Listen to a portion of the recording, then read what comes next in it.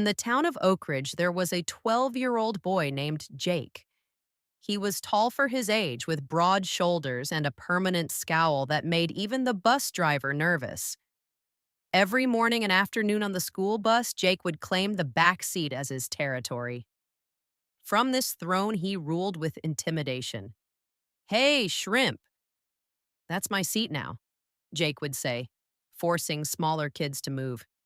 He'd take lunch money, knock books from their hands, and make fun of their clothes or backpacks.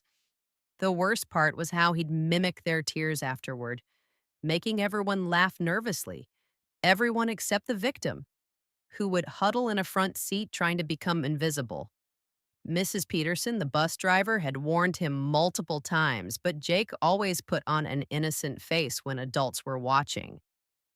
"I wasn't doing anything," he'd say with a convincing smile. And without clear evidence, there wasn't much she could do. One Friday afternoon, Jake's parents informed him they needed to visit his grandmother in another state for a week. Jake would be staying with his uncle in the neighboring town and attending the local middle school temporarily. "But I don't know anyone there," Jake protested. "It'll just be for a week," his mother assured him. "You'll be fine." Monday morning came, and Jake found himself standing at a different bus stop in an unfamiliar neighborhood. When the yellow bus pulled up, he stepped aboard with unusual hesitation. The faces were all strange, and for the first time in years, Jake felt small. As he walked down the aisle looking for a seat, a group of eighth graders at the back caught his eye. The biggest one, a boy named Damon, stuck out his foot, sending Jake tumbling face first onto the floor. The bus erupted in laughter. "New kid needs to learn how to walk," Damon sneered, high-fiving his friends.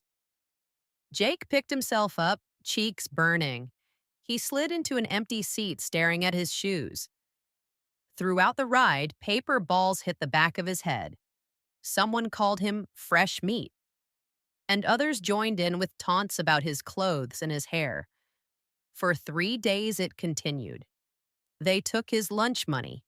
They knocked his books from his hands. They mocked him when he tried to stand up for himself.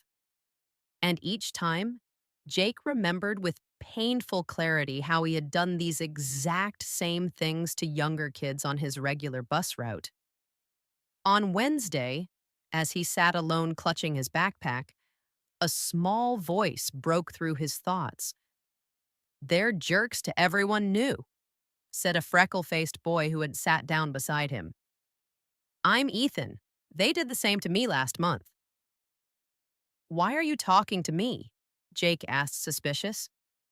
"Because no one did it for me when I needed it," Ethan replied simply.